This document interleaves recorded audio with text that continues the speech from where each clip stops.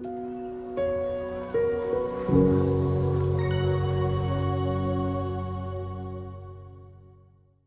morning, everyone. We're happy to see you. Today, we're going to talk a little bit about the IEP process explained and how to navigate the special education process.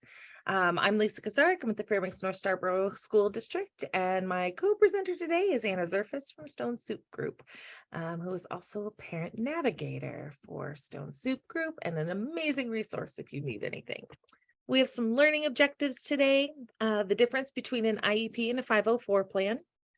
We want to talk about the special education process and some important things for you to remember as you go along. As everyone who has a kid in special education knows, when you enter this world, it's like learning an entirely new language that is made up almost completely of acronyms. So some of the important ones to know and remember during this years-long process you will get very familiar with is IDEA. That is the law that governs special education and IEPs, Individuals with Disabilities Education Act. The IEP, of course, the Individualized Education Program. FAPE is the Free Appropriate Public Education. The ESER, Evaluation Summary and Eligibility Report. A lot of times what will happen is you'll think you're going to an IEP meeting when in reality you're going to an ESER meeting, and then it'll bleed into an IEP meeting because the ESER tells you about the assessments they've done, where the kiddo ended up, and what their eligibility would be. Where they stand with their present level of academic achievement and functional performance.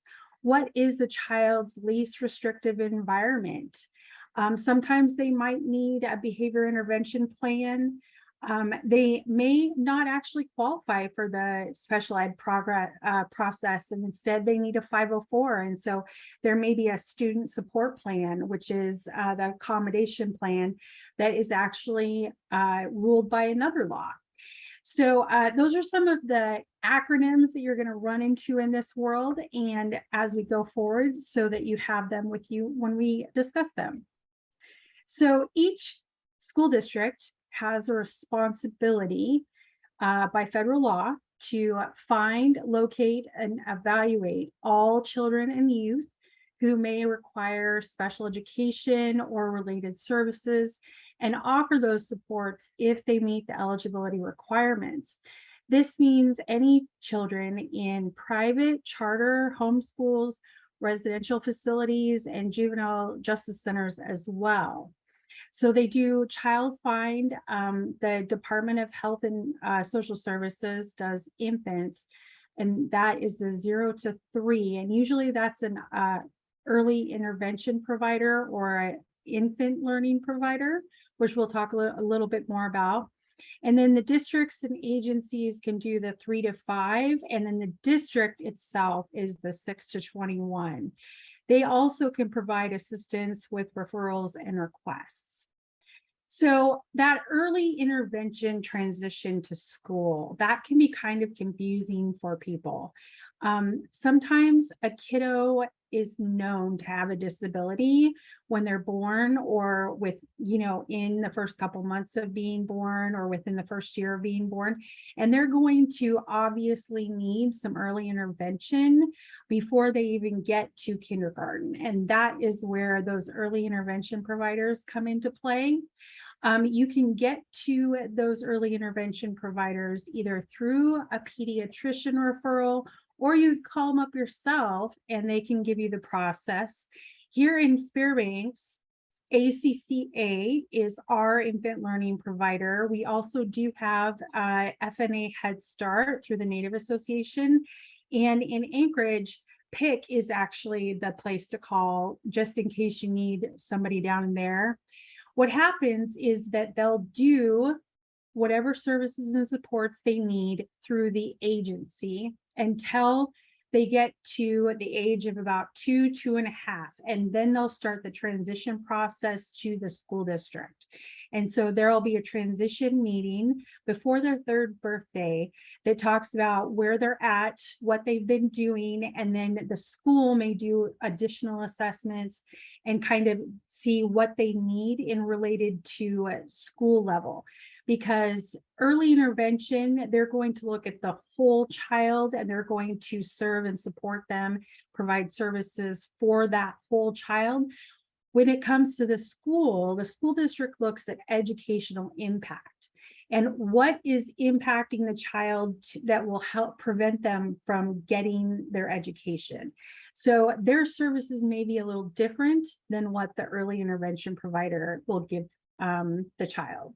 So the SPED pre-K, it's really important to know, especially in Fairbanks, there's not always going to be a SPED pre-K at the home school, especially if you're in the outlying schools. So the home school may not necessarily have your SPED pre-K. So your kiddo may need to go to another school that's a little bit further away. So that's just something to keep in mind when talking about that process. Now, we want to give you kind of an overview of the general process of special education. And so this is a flow chart that we have. So this is from Project Ideal, and this gives a general idea of what the process is. And this is what we're going to be talking about today. And this is the process that at least the Fairbanks district covers. Almost every district covers it in some way. They just may have different names for it, which is also very important to understand.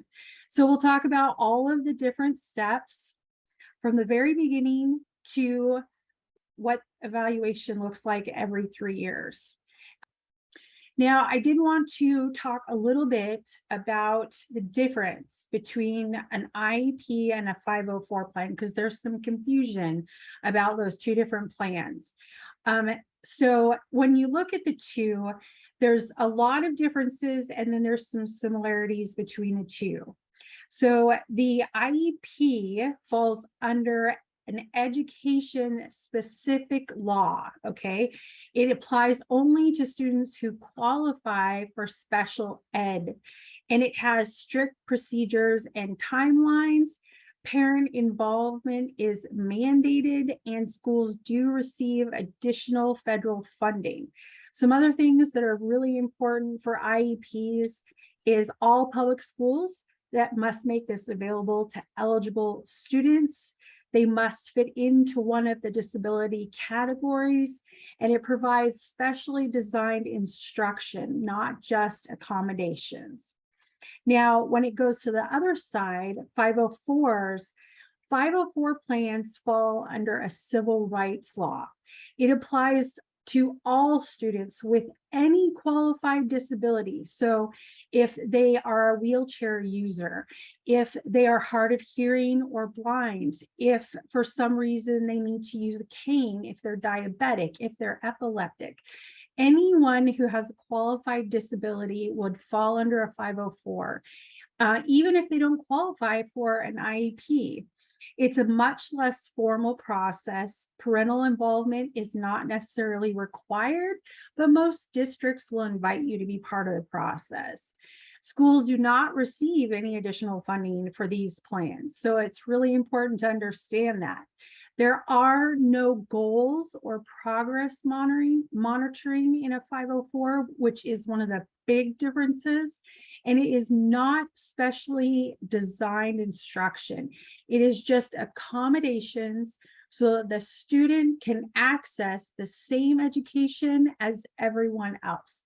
And just to kind of give you an example of that. So you might have a kiddo with ADHD or dyslexia or epilepsy or something like that. So a kiddo with epilepsy is going to need to, have breaks if he has a seizure, right? He's going to need to be able to recoup and recover. So that can be written into his accommodation so that he can make up missed assignments, kind of thing. A kiddo who has a hard time paying attention, but is on grade level and is getting good grades, maybe just needs to sit closer to the teacher. So it just kind of depends on the kiddo and where they fall. Does anybody have any questions about that? So I just wanted to clarify, the school does not have to seek parental input, but can the parent request that they are involved? And what kind of parental rights is involved with a 504 plan? The parental safeguards, the procedural safeguards for a 504 are significantly less. It literally, they're not really trying to take care of the child when it comes to like designing that special instruction. They're just trying to give them access. And so, if a wheelchair user is, let's say, it's a wheelchair user, they need access to the school. That would be ramps, that would be widened doorways. So a parent doesn't necessarily need to be involved. That's just what the school needs to do for this kiddo to access their education.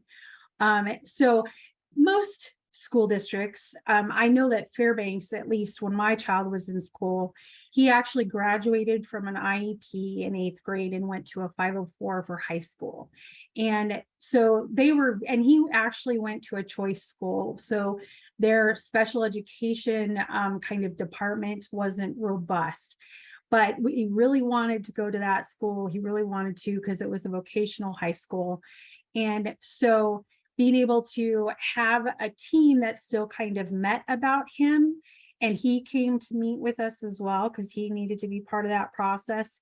And so learning, okay, so this particular kiddo, he gets easily distracted. So he needs to sit a little bit closer to the teacher. He doesn't, of course, want to look different from his peers. So she doesn't want to necessarily say his name out loud to call him to attention.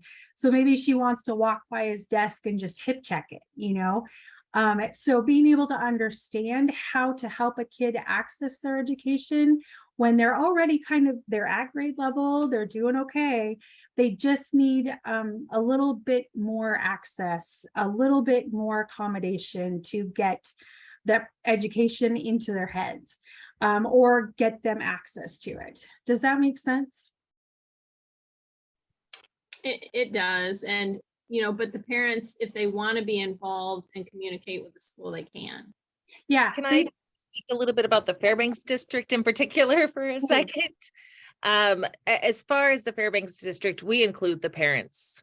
We understand that you don't have to, but we do feel that parents are an integral part of the student's plan, no matter whether it's an IEP or a 504. So we do ask in our district that parents are involved in every step that goes along. So I'm going to talk a little bit about recognition. So sometimes families are the first to come to the schools with concerns for their child. Other times concerns could be brought up by a teacher, a child care provider, a pediatrician, etc.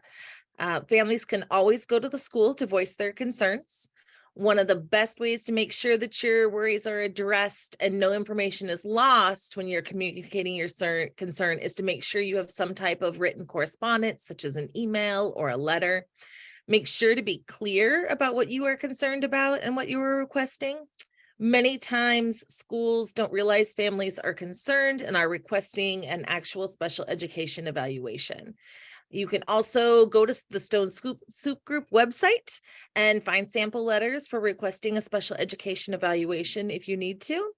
If the school approaches the family, we must still get signed, informed, written consent and have a meeting to discuss in what areas the school will be evaluating the student along the way. Pre-referral is a time where SST meetings should be occurring, and these are student support teams. These are meetings where teachers and specialists all come together to brainstorm different ways in which to help support the student in the educational environment and put a plan together to help students using a variety of interventions. Sometimes parents are asked to attend these meetings. It depends on the school and what point in the process they're at. These interventions should be happening throughout the school environment, and everyone should be invested in seeing what works and does not work to help support the student. This is the time to see if interventions are enough to help a student succeed or if there is need to work towards the next steps in the spectrum of services. So if you get to the referral and interventions have not been successful, this is where a referral may be made for an evaluation to determine if the student has a disability. There are times when the timeline is moved up and an evaluation is completed without going through the interventions first. Intervention should still be tried while a student is going through the evaluation process, and that is very important. So only after informed consent is signed by a parent or guardian does an evaluation begin. Once parental consent is signed, it starts a clock of 90 calendar days in Alaska to evaluate the student. And if the student meets eligibility, conduct an IEP team meeting, write the IEP, and offer services and supports to the student. Make sure you ask any questions you may have through this process. We have a little video here to show you about this section.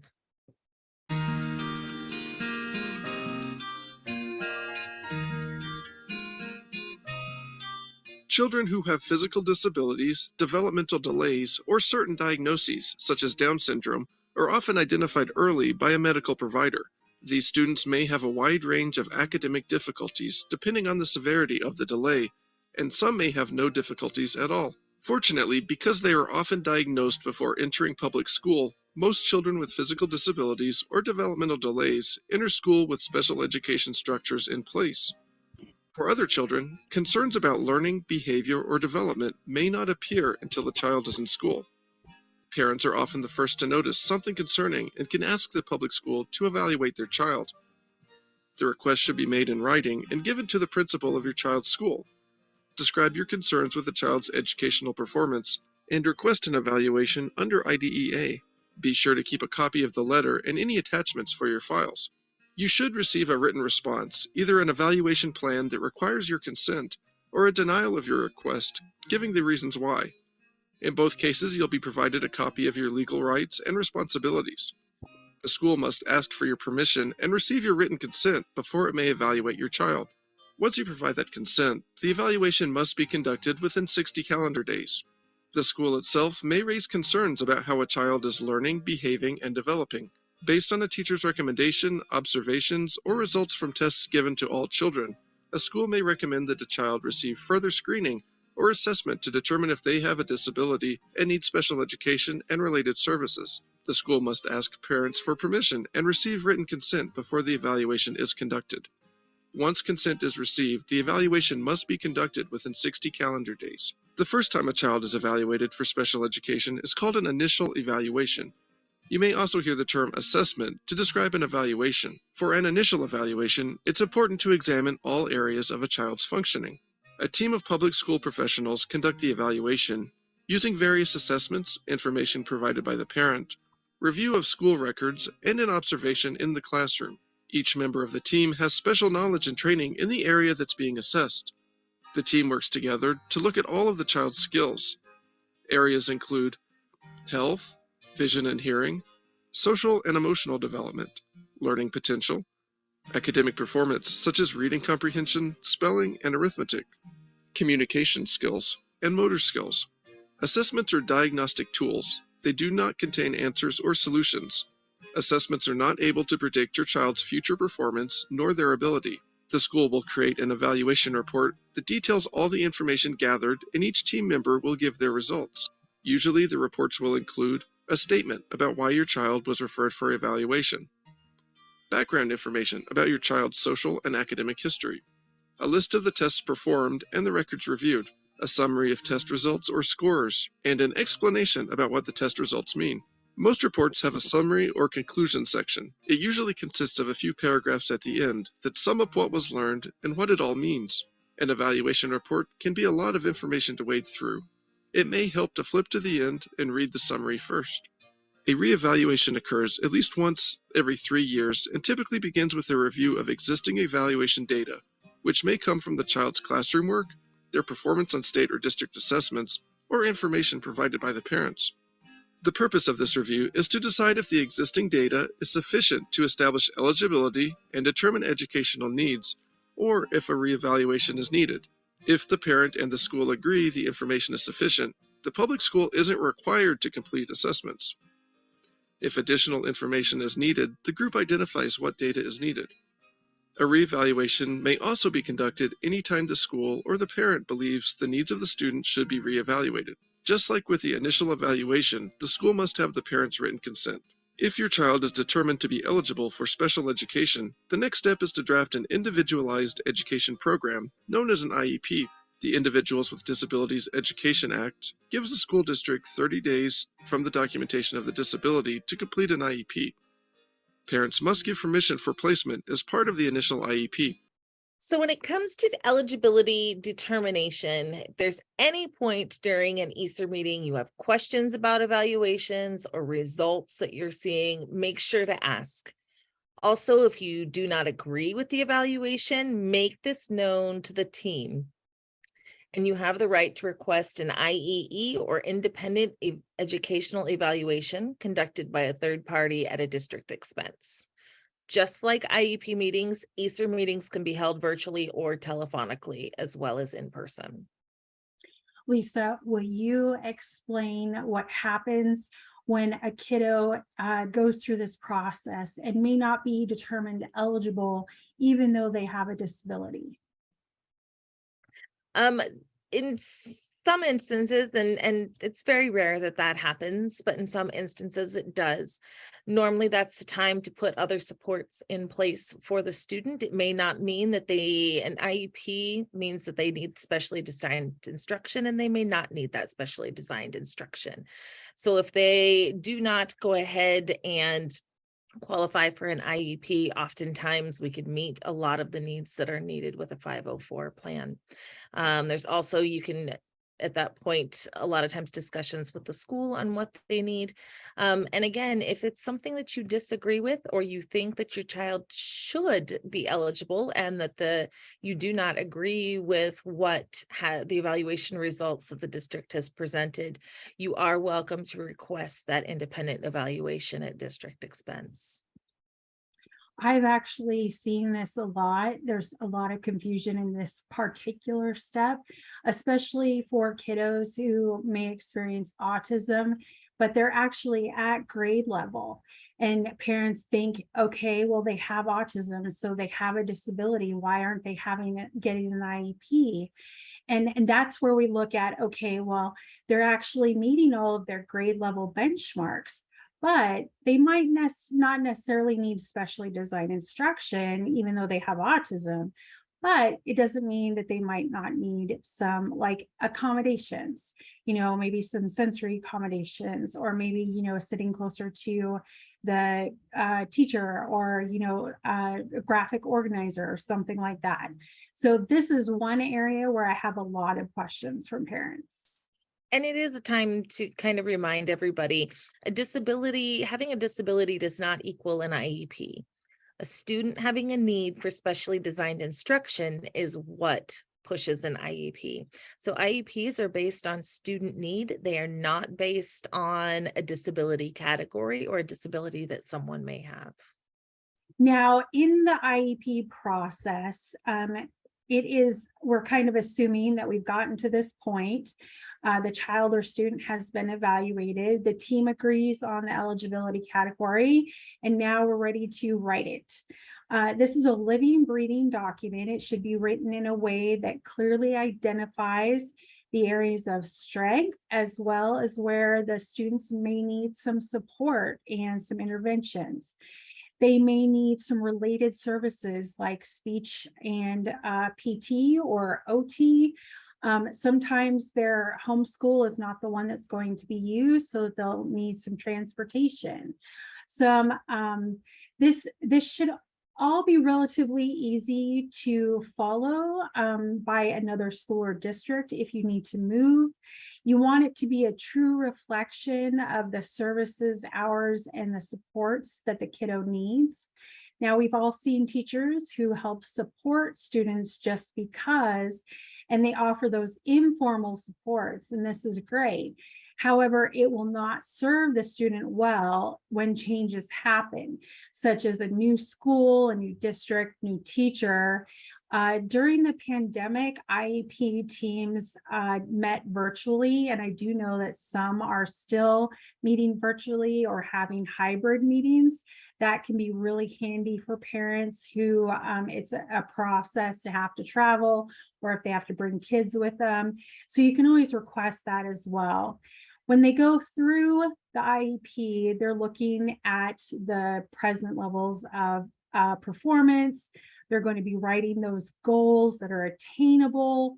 They want to look at the goals as SMART goals. And we put a little cheat sheet here for you.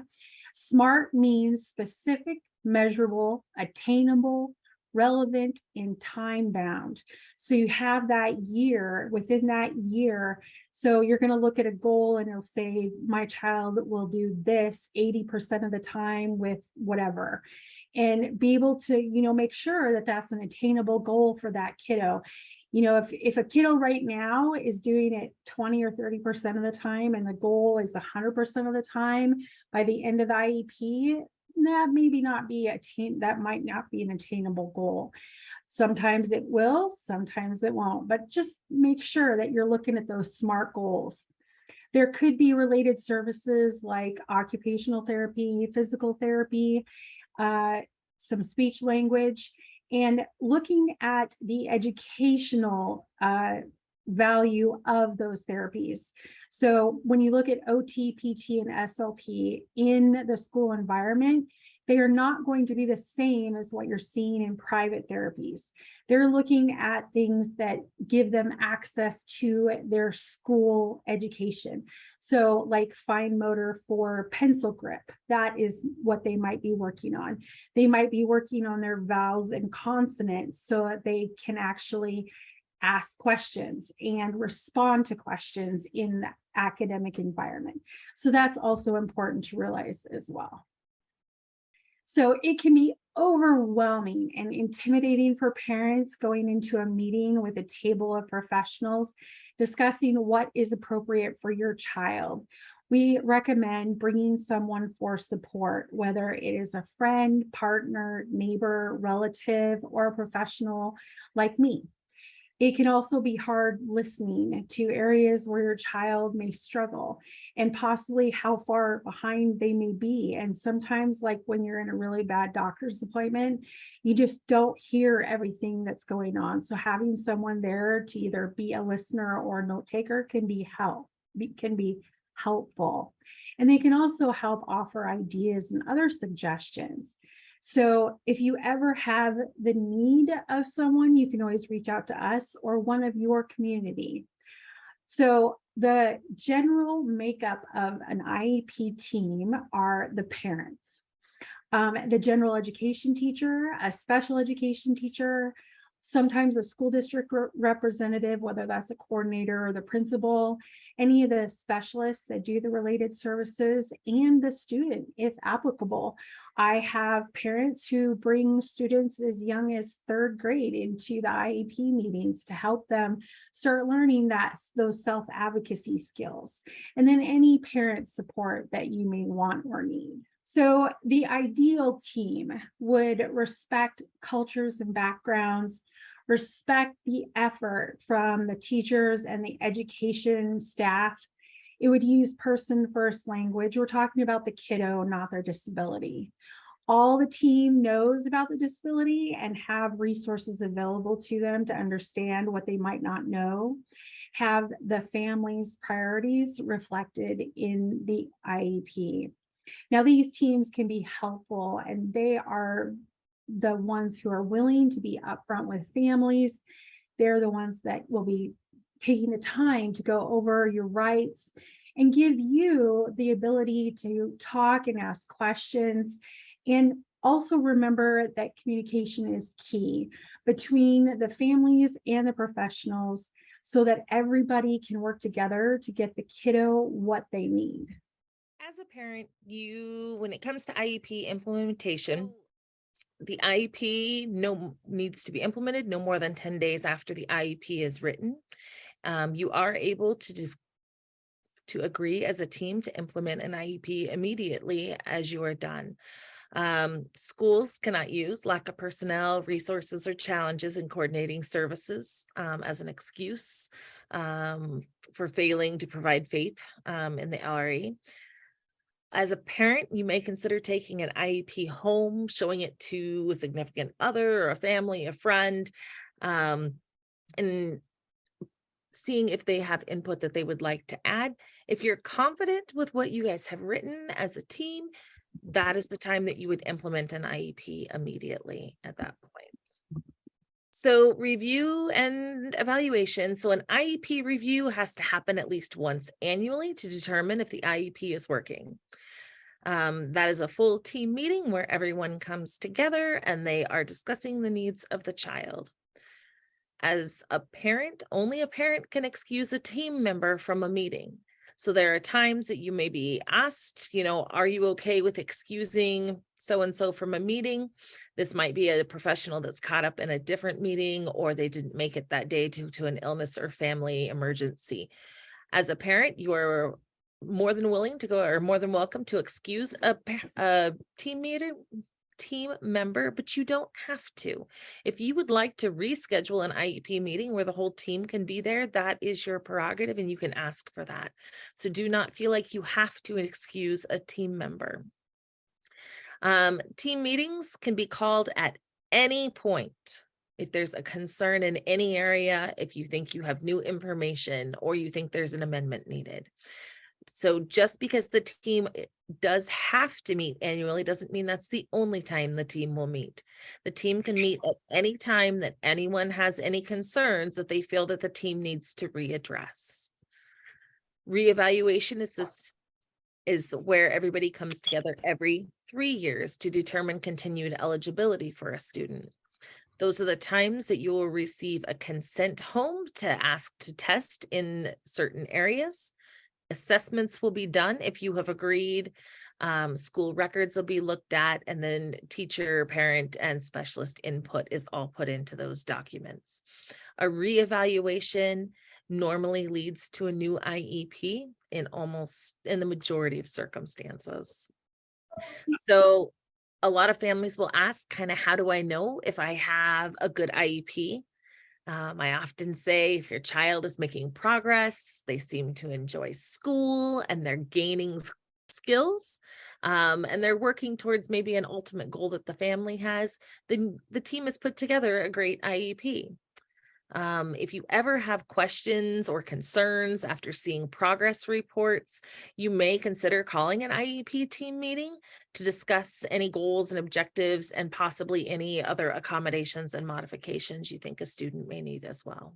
So, of course, if you've ever gone to an IEP meeting with a school, you have been supplied with either the booklet of procedural safeguards, or they've handed you a card that has a QR code that you can scan to get it. They will make sure that you've received it and that you sign for it. Many times this can be at the beginning of the meeting and the family puts it away and never looks at it again. That is doing yourself and your child a disservice, because those procedural safeguards have a lot of great information about your rights and responsibilities. And I just wanted to let you know that we do actually have the link for the procedural safeguards in here. So when you get the slide deck after the presentation, you can actually go in and click on this and read through if you want. Also, if you go to the Stone Soup Group website, we've actually put together kind of a parent handbook on special education. And it's only 13 pages instead of how many dozens of pages the procedural safeguards is. So it is a little bit easier to read if you're interested in that as well. It's always very important to know your rights and responsibilities so that you know exactly what you can ask for and what you know that how the processes go and how the different evaluations go and all the different things that could happen in your child's school life. So we will be having more training on this next month. And so you're always welcome to come to the next class as well. So a few things that we want you guys to remember. First off, you are the professional when it comes to your child, and you are the best advocate for them and their specific needs. No one knows a child better than a parent. Remember to be aware of everybody's time and effort. This includes your own time and effort.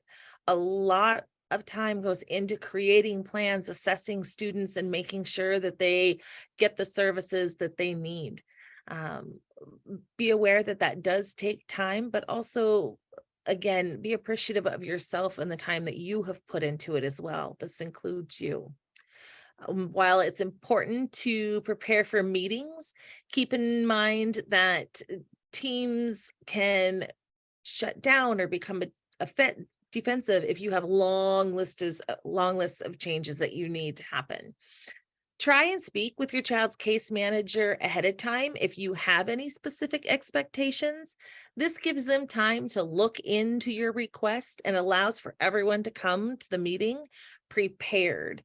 It helps focus the meeting on the student and not how to provide specific accommodations or services for a child.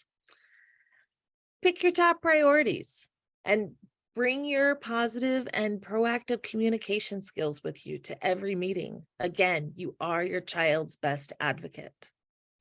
And share your long-term goals for your child and their long-term goals for themselves, no matter what the age of the child. It helps if everyone is always working towards the same end goal. So it's a collaborative team process. This means everyone. So be prepared. Stone Soup Group has a fantastic tool called the Paper Trail Notebook that you can organize all of your child and student information in, both educational and private therapies. Make sure to tell your team if your child receives any outside or private therapies or supports from other agencies as well. And as always, ask questions, ask for clarification. If you don't understand something, be proactive and ask what is going on. There are a lot of, as we started out with, acronyms and laws that go into special education. Everyone is on the same team working for the best interest of your child.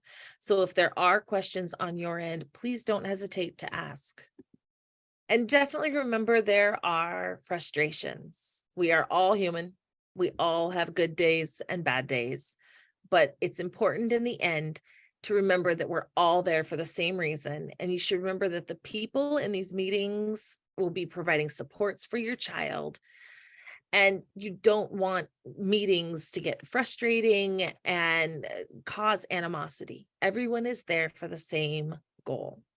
You can always request to reschedule a meeting if you feel that you're becoming frustrated, or you can request a facilitated IEP with the district if you feel your concerns are not being heard or addressed. And you can always call Stone Soup Group and speak with a parent navigator to go over your concerns and problem solve. Anna is an amazing parent resource and can definitely help you talk through things and solve certain problems. She can also direct you to other people in the district that can help you with your concerns if you don't feel that they're being met at the student or at the school level. Now, we love this quote. Every child is gifted. They just unwrap their packages at different times. Each child is unique in their learning, in their personality, and how they do things, and should receive an education that builds on those strengths while supporting and improving on areas where they might struggle. Students should be educated to the fullest extent that they are able.